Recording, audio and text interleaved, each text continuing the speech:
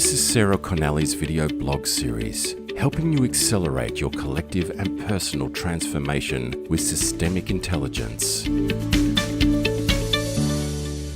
Recurring patterns are when it seems like circumstances are different, you've made different decisions, but it feels like this, your Groundhog Day. It seems like the same thing's happening. And a good example of this is I had a client who had a chief risk officer role. And this recurring pattern was each chief risk officer left the role where they'd joined the company, they'd been selected against criteria, so very clear criteria, selected against the criteria, and they looked like a really good fit. And in the beginning of the role, it was a really good fit, and it worked really well. And then it would hit a speed bump, and then it would downward spiral.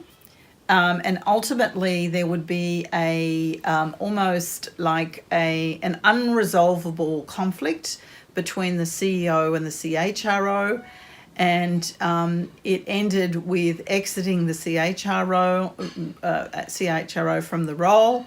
In the exit, demanding quite a substantial settlement for the exit.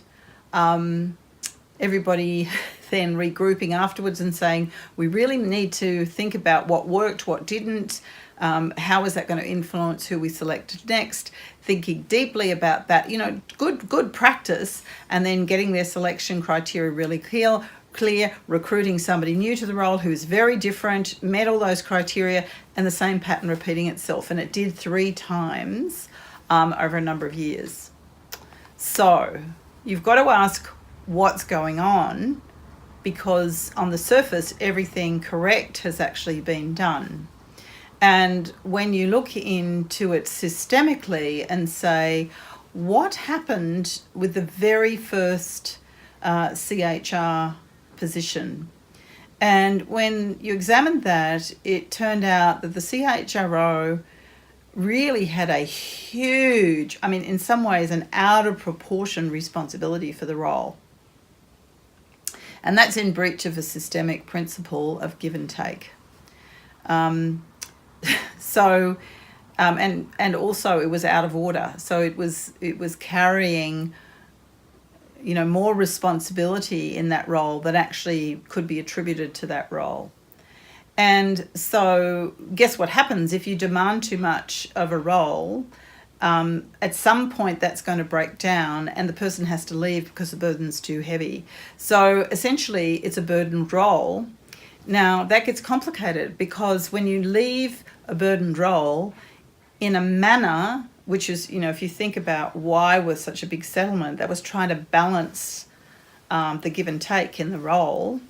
But now you've actually balanced the give and take in the wrong form.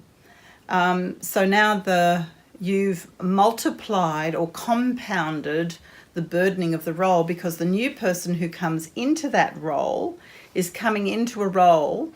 By the way, there's a second step there, because when you leave a role, you need to leave the role well, so the role is clean when somebody else steps into it. So there's a good question here of a systemic principle. If you have a burdened role and somebody's leaving, how do you have a good ending? Which of course they didn't have a good ending. There's a really bad ending with lots of toxic things about it. So that when the next person comes into the role, there's not only the burdened role, but there's the toxicity that sticks to the role. So the person's now not only got to deal with the burdened role, but also the history of the issues in the role.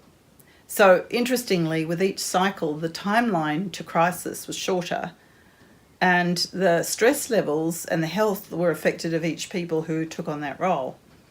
So we've got multiple systemic dynamics at play here, but generally people in organisations are not aware that by not having the role in right order and in right balance of give and take and right scale, that you're actually creating dysfunctional system dynamics.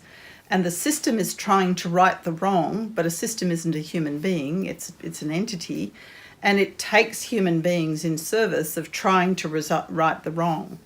And so here you have a burdened role, and it's actually costing the company more and more money.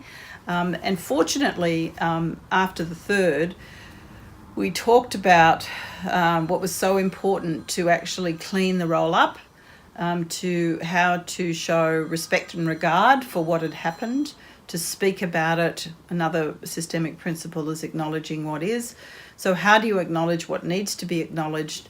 So it's like one of the things that you witness in systems, when you name something needs to be named, the system calms down. So the turbulence that you were experiencing actually disappears. And I've had cases where that's kind of disappeared like magic once we've actually just had a conversation about what truth needed to be faced. So that's an example of looking at it systemically. What are the systemic principles at play? What needs to be attended to actually restore the role to a healthy position so that the next person occupying the role has half a chance at it being successful. To resolve your unhelpful recurring patterns, contact Sarah through ea@sarahconnelly.com.